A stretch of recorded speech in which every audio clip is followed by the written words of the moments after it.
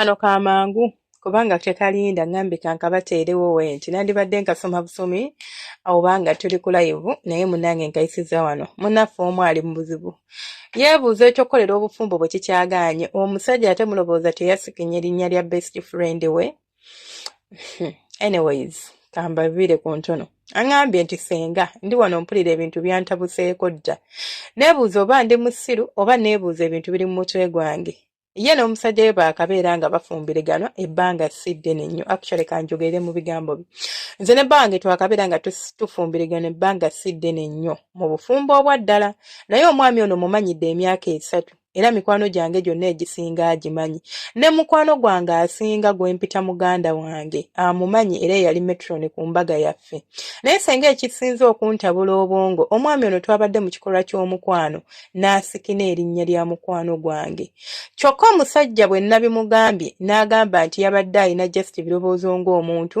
kwe kwogera erinnya eryo naye teriina makulu nalumbye mukwano gwange ku makya ne mbimubuuza kubanga n'ekiro obutamukubira ssimu neekomyeko nyongera okujjukiza senga Faith mukwano gwange ono mukyala mufumbo mukazi alina abaana be era ye yansooka ebintu by'obufumbo ye yansookayo mu kufumbirwa era ne bbaawe amanyi kubanga twetwalanga baaluganda ewaffe bamumanyi n'ewaabwe bamumanyi kale ebintu by'okubeera nga tutandika okutabuka olw'omusajja tebigenda kumbeerera byangu era ndibikwata mpola mpola naye senga Faith kyenjagala okutegeeza oba kyenjagala ompabulemu simanyi oba bino ebintu biri mu mutwe gwange just nsirike nkiveeko nneme kiremerako kubanga omusajja yangezaako okwagala okumugamba akakase kalambuulire oba ddala ekintu kyeyogedde kituufu yeegaana bweganya agamba nti erinnya lyamusimattuse naye alina just birowoozo byabaddemu ng'omuntu kubanga emabegako awo twalinamu obutakkaanya obutinitini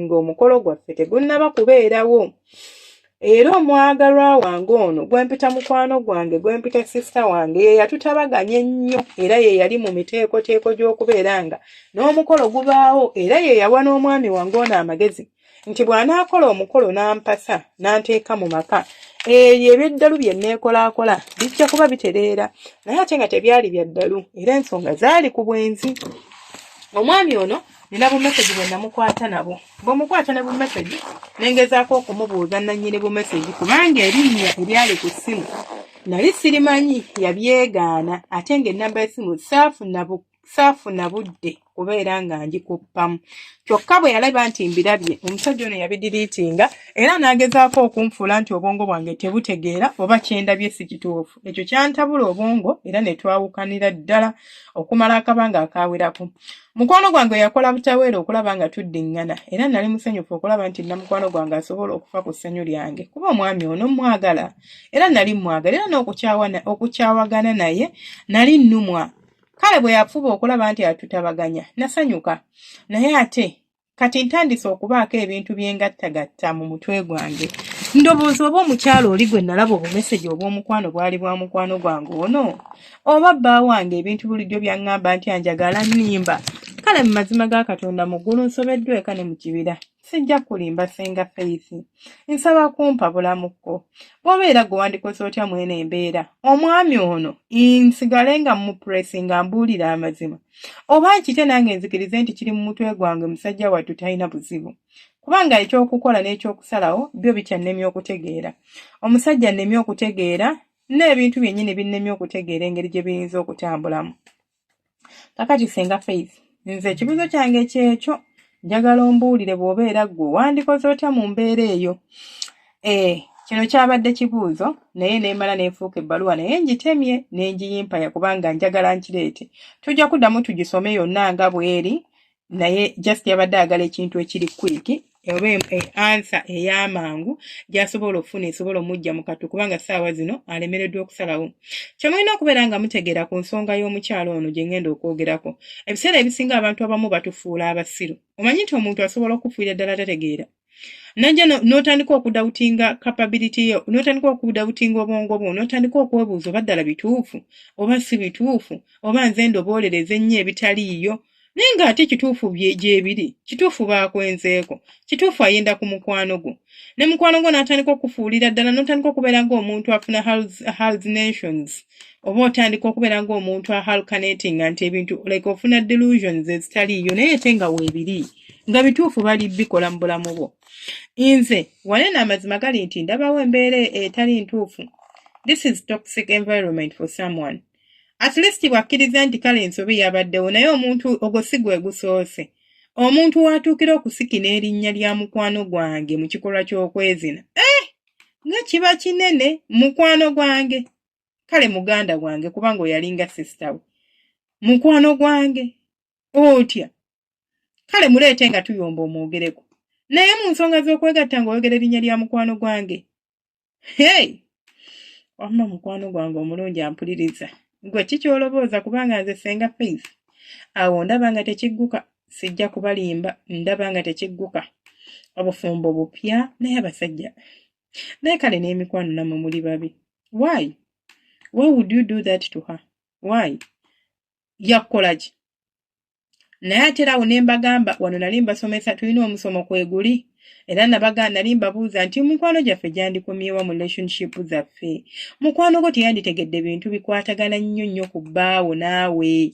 Relationship yo baako w'ogikomya ne waaba muganda wo baako by'omugamba ne by'otamugamba naye mweyabya ne muyitiriza.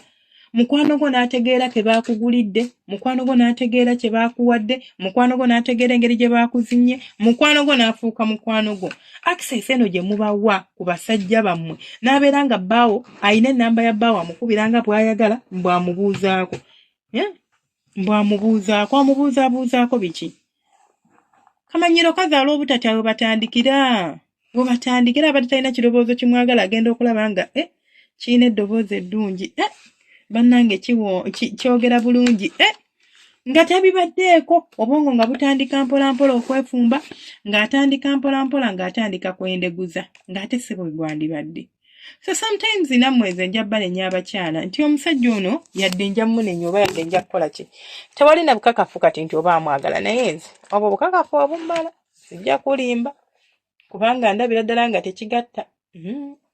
Omuntu okuyita erinnya ly'omusajja omulala oba okuyita erinnya ly'omukazi omulala mu kikola ky'omukwano kiba kitegeeza omuntu oyo walikokko naye ku kikola ky'omukwano oba si kyo akuli ku mutima nti waliwo abantu ababazina oba abantu abeegatta nammwe ng'akuzinira ku mulala. Omanyi kye kitegeeza okuzinira ku mulala?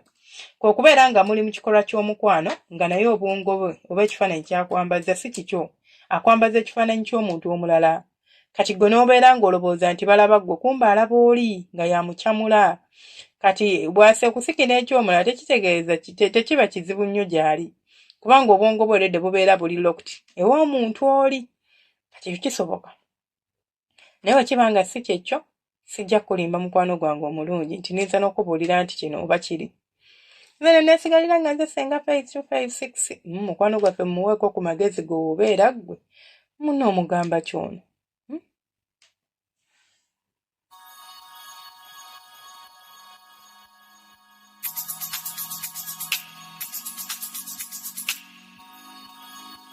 Yeah.